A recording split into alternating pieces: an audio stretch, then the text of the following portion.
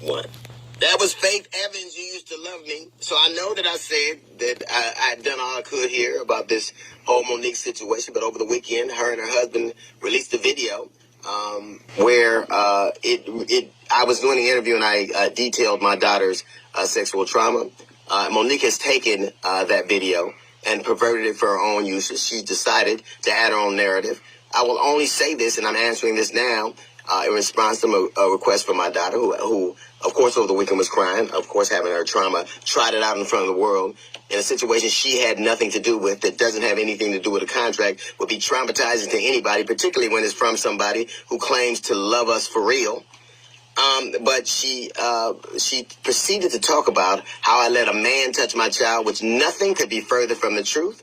They were both 13 years old. They were friends that had grown up together. She told me about it years later, and when she told me about it, I and this is something I lament to this day, denied that I said, well, you know, that's what kids do.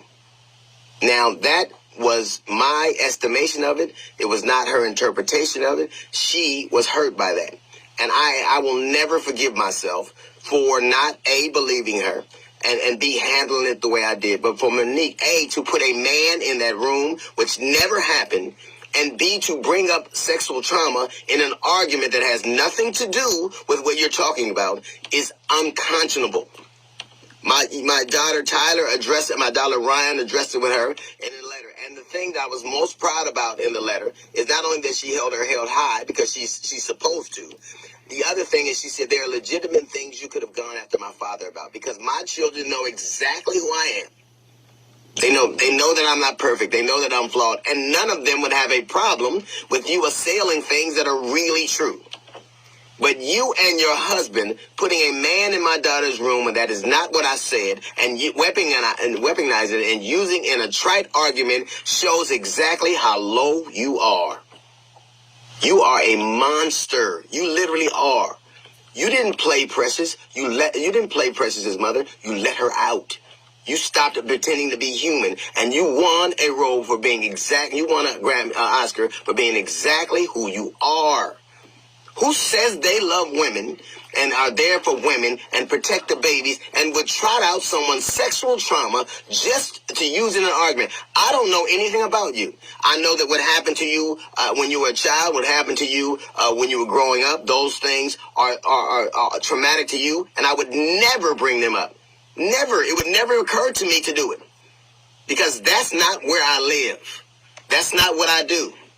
You have had this argument or this show be about everything. It was about a contract. It was not. It was about an insult on the radio station, on my radio station. The question never aired. You know it never aired. And you continue to have this. And then you have the temerity to answer my daughter's letter with an invitation to come on my show. I will never let you on my show. Never. We will never talk to my children. I will never have anything to do with me. You do not exist. Maybe leaving my children out of your mouth will leave you room for the food you love so much. Look, you can continue to do whatever you want to me. That is fair game. I'm in this business. For you and your husband to continue to do things like this, you have already, first it was a contract.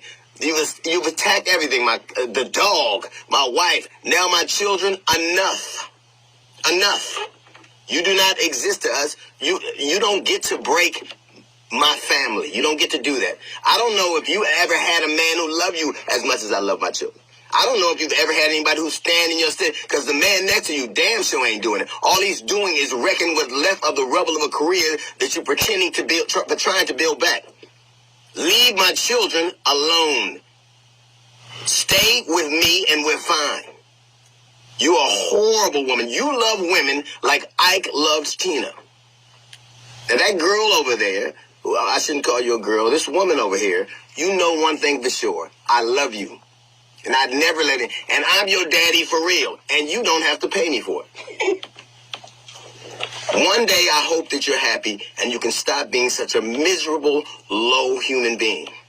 Maybe one day you will get to be as small as you often act.